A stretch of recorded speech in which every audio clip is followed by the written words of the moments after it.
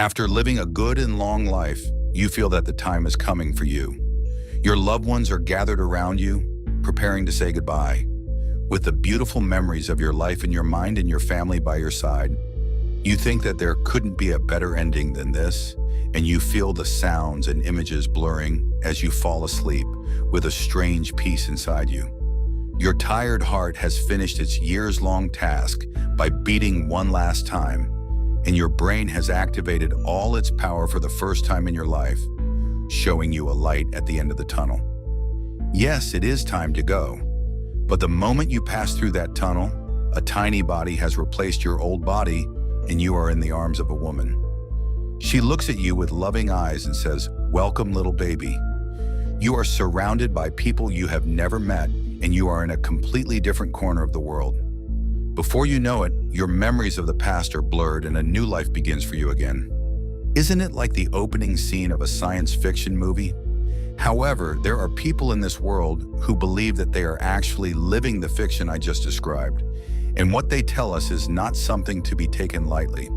So what are the origins of the belief in reincarnation, which is one of the answers to one of the biggest questions of humanity? What happens to us after we die? And how did it become so popular today?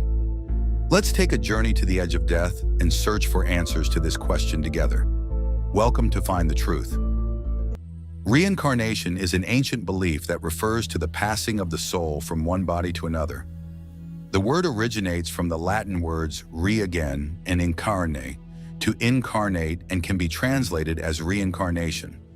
For many cultures and beliefs, this concept suggests that death is not the end, but rather the beginning of a rebirth. As a result, for centuries people have believed in and tried to make sense of this cycle beyond life and death. In fact, it is not just a belief, but a deep philosophical system of thought.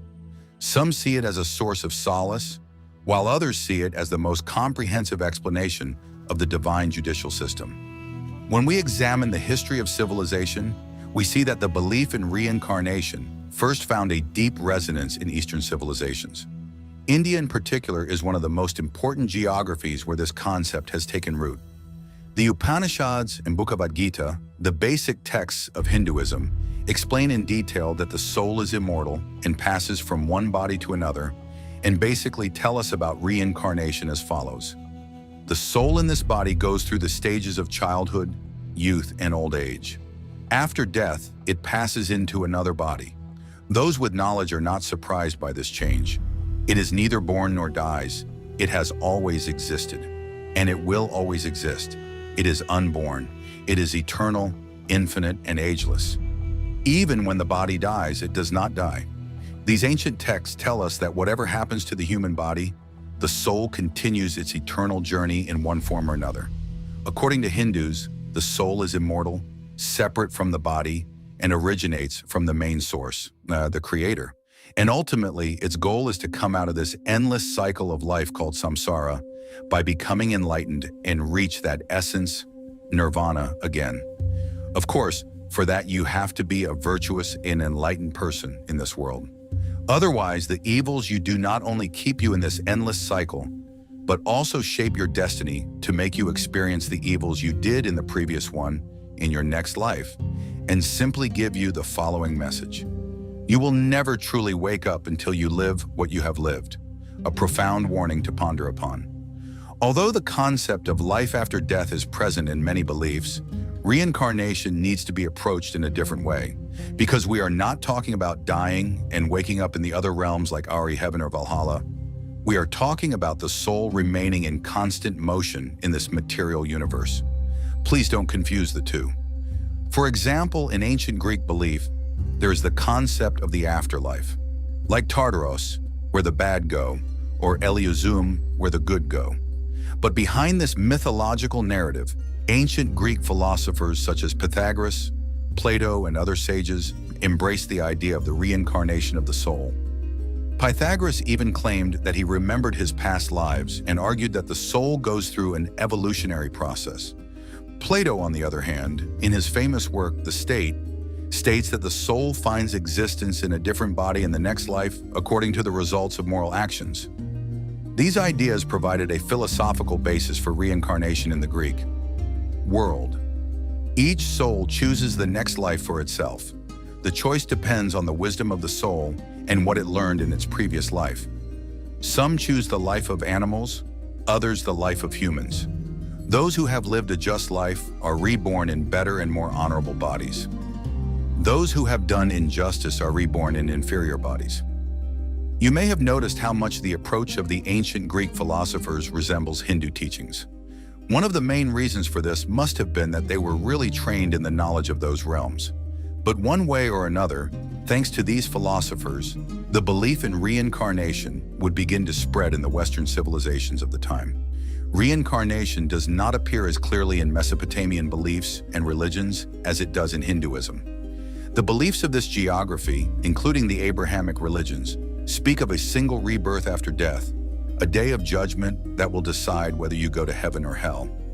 These religions do not embrace the philosophy and belief in an afterlife where souls are in constant motion. There is even a verse in the Quran to the contrary. Finally, when death comes to one of them, he says, "My Lord, send me back to the world, in the hope that I will do righteous deeds in the place I left." Nay, this is only a saying of his.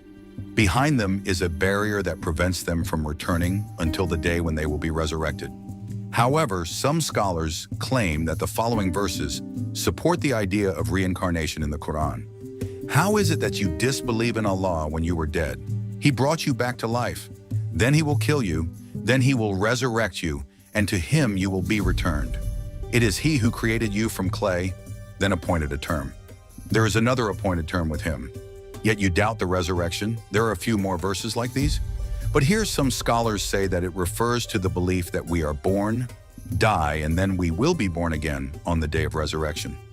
Others think that since the verses speak of multiple births and deaths, this implies reincarnation, and that the phrase, "to him you will be returned," implies that one day we will return to the source, like the Eastern philosophy of nirvana.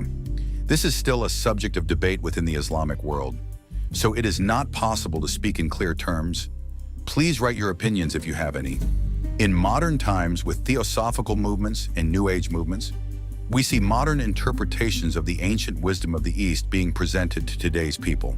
Figures such as Helena Blavatsky have made the belief in reincarnation both spiritual and scientific in their own way, making it part of popular culture.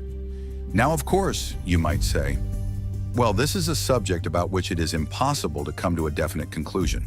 After all, since no one has gone and returned, all this is up in the air. Actually, this is the right approach. I just need to make a small correction. The part about no one going and coming back may not be quite right. India in 1926, in one of the chaotic neighborhoods of New Delhi, a girl named Shanti Devi is born. When the little girl turns 4 years old, strange events begin to shake the family. Little Shanti tells them that she has memories of her past and that she actually lived in a town called Lugdi in Mathura, 150 kilometers from Delhi. Not only that, she even describes in detail how she died. Isn't this unexpected from a small child? At the child's insistence, the family actually started to investigate the girl's claim, and the house she described and her former family were found. The incident became such a big news in India that a scientific commission was appointed by Mahatma Gandhi to investigate the case. Little Shanti gave an impeccable account of the members of her former family, the private conversations between her and her husband, and dozens of other details. And the commission confirmed that the information was largely accurate. The case remains one of the most popular reincarnation cases in India to this day. Of course, there are antitheses to the case. For example, some claim that the information was leaked and that the little girl was made to memorize it in advance. But these counterclaims have not been proven to be true either.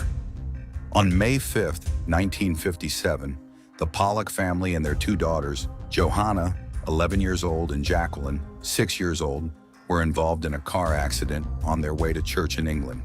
A year after the accident, their mother, Florence, gives birth to twin girls, Jillian and Jennifer. But strange events occur soon after the twins are born. Baby Jennifer has the same birthmark on her back as her older sister, Jacqueline, who had died earlier. She also has another mark on her forehead, identical to the scar on the forehead of her older sister, Johanna, who also died in an accident. The curiosities do not end there. The little twins find toys that used to belong to their older sister from where their mother picked them up, and they recognize and adopt their own toys, just like their deceased older sister. As the twins grow older, they begin to reminisce about their dead sister's life and talk about the day of the accident.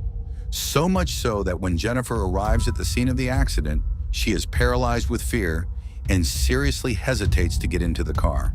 The case of the Pollock twins has also been presented in the UK as serious evidence in support of reincarnation. However, some experts believe that this is a case of cryptomnesia, where babies subconsciously record events they hear in the presence of family members and then reveal them later. But this does not explain the scars or the children's recognition of their toys. It is only an attempt to explain the fear of cars and the fear on the way to church. Such strange phenomena intrigued Ian Stevenson, a psychiatrist at the University of Virginia, who made a career out of studying reincarnation cases for 40 years. Stevenson analyzed more than 2,500 reincarnation cases reported worldwide, and reported that children in particular have such memories up to a certain age, and then these memories fade away. One of Stevenson's most famous cases is that of a child living in rural Burma. The little boy told his family that he had once been a woodcutter named Say, who had been killed with an axe to the head because he had been involved in a theft. He also gave detailed information about Saya, the man from his previous life. Stevenson and his team investigate the case and find out that Sai had indeed lived where the boy said he had lived and had been killed in the manner described. And interestingly, the little boy had a birthmark on his head exactly where he was hit with the axe. This information was also obtained from the official autopsy reports. Another famous Stevenson case is that of a woman named Susan Hanum. Born in Lebanon in 1960, Susan started to claim that she had another life when she was only 2 years old and gave her family some really interesting details. For example, she says that there was a woman in her previous life and her name was Hanan Haddad. She gives detailed information about her home, her family, and where she lived in her previous life. She even repeats the phone number she used in her previous life over and over again from memory. The curiosity of the little girl's family grows and they dial the number. Indeed, the number belonged to Hanan Haddad's family, and after a conversation they learned that Hanan had died at an early age as a result of an illness 10 years before Suzanne was born. The families meet and the little girl accurately recalls and recounts all the family members down to the memories she had with them. Now these are of course extreme cases, and it would be wrong to say that there is 100% proof of reincarnation, because we always have to have one foot firmly on the ground, don't we? For example, the most common counter-argument that people who object to such cases make is that parents teach this information to children in order to be popular. Frankly, this doesn't seem right for every scenario. Those who have children, please write. We are talking about children between 2 and 5 years old. It seems unlikely to me that they can memorize such complex information and explain it without being surprised, even in front of experts. Another objection is that this is not scientific evidence. To be honest, I don't really understand this counter-argument. What kind of scientific evidence do they expect? Okay, I understand being skeptical. I understand keeping in the back of our minds possible fraud.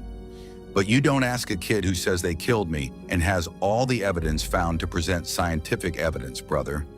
But if you are really a science enthusiast, you try with an open mind to understand what could be behind these events. And there have been scientists who have done that, and what they have found has really shattered some of our stereotypes. Although modern science does not directly investigate what awaits us in the afterlife, like religions and beliefs, it indirectly provides us with a lot of information that we can use. The first of these is the theory of genetic memory. According to this theory, which was developed by Ian Stevenson, some traumas, difficulties, or memories experienced by our ancestors can be genetically transmitted to the next generation, just as a bird knows how to build a nest, even though it has never seen one before. This is how Stevens argued that some of the memories that children in reincarnation cases have, and in particular the events that led to their deaths, could be related to the birthmark stains on their new bodies. However, this is an inadequate theory to explain the cases of people who remember their previous lives, even though they are not related to each other in the slightest. Hypnosis and regression which are used as a psychological treatment method, sometimes lead to the treatment of very interesting cases. Here are some examples of cases presented to us by modern science. In the early 1980s, the famous psychiatrist Dr. Brian Weiss told us the story of his most famous case, a patient named Catherine. After years of treatment for severe neck pain, Catherine came to Dr. Weiss because she could not find relief from physical therapy in modern medicine. While Dr. Weiss is administering regression therapy to her patient, Catherine flashes back to her past and tells her doctor that she saw herself in the Middle Ages and was executed by hanging by the neck. Dr. Weiss then turned to clearing these traumatic memories and succeeded in alleviating Catherine's severe neck pain. Another similar case is that of Sam, a medical student. Sam seeks hypnosis treatment for severe migraine attacks that he cannot solve, and during the sessions he tells that he was a soldier in ancient times and that he saw himself dying as a result of a sword blow to the head. He even said that the place where he was hit was the place where his migraine attacks hit. It was recorded that Sam's migraine attacks ended after the treatments. There are hundreds of examples such as allergy treatment, phobia treatment, pain treatment. The human subconscious is truly one of the greatest mysteries in the universe, and its depth is currently unknown. From unconscious memories of our childhood to traumas from a previous life or ancestral traumas in some cases, we encounter extremely interesting cases all over the world. Apart from these psychological phenomena, there is another interesting phenomenon. As modern technology and our understanding increases, so does the medical world's knowledge of the moment of death. And one of the most recent discoveries related to this is that at the moment of death, the human brain literally reveals all its power for a moment. And this power is concentrated in the area of awareness and memory. Now, we still don't know what consciousness is. Is it our soul? Is it a form of energy? Is it telling us about a quantum state, as some scientists suggest? This is not clear. But whatever is happening at that moment, the brain seems to be accessing the memories with all its might and seeking some kind of communication by increasing its awareness.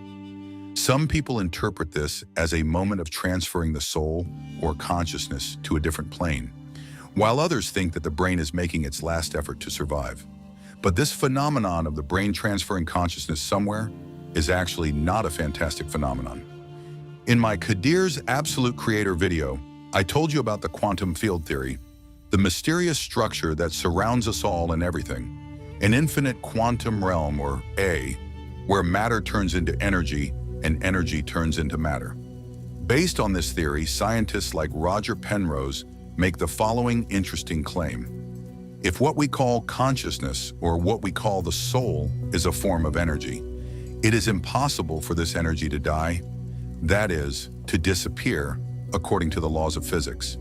And if we combine this with the quantum field, we have the fact that information and energy never disappears, it only changes.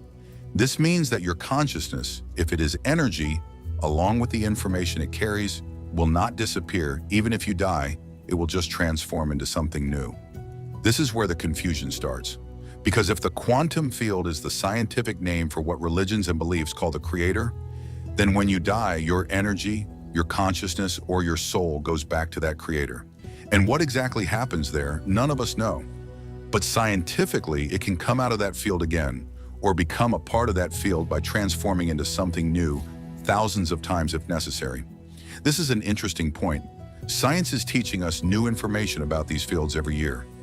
But one cannot help thinking, I wonder if the concept we call the afterlife, the concept we call the creator, also consists of this field.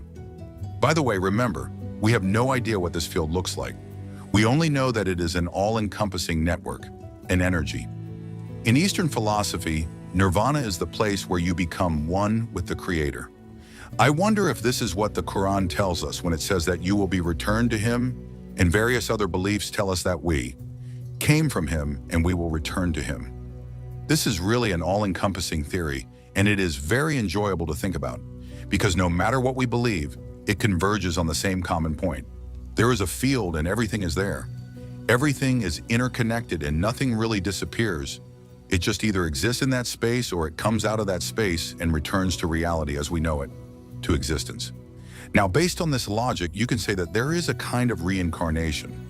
Since the information is not lost, You can say that maybe the fragments of the consciousness of that deceased person have appeared in the mind of another person. You can also say it is a bug in the matrix. From now on, it depends a little bit on your faith. And that's entirely up to you. It's not for us to say anything. But no matter what, it seems that whether we approach it scientifically or religiously faithfully, the common point remains the same. No matter what we call it, we came from him and we will return to him. Reincarnation is an interesting concept with thousands of examples around the world. And in my opinion, it is a very logical approach in human beings' attempt to explain the other realms, especially life after death. I can say that it is one of the approaches in which the divine judicial system works best. As I said, in the light of the information you have learned in the video, and if you have any research you have done, express your opinions in the comments. It is a pleasant concept to discuss and think about. After all, we are all curious about what comes after this life. Wisdom is greater than reason. Maybe we can learn different perspectives from each other. I am leaving links to other videos I have made on some of the topics covered in this video in the description section. You can contribute to your research from there. If you like this kind of content, you can join me on my journey by liking the videos and subscribing to the channel.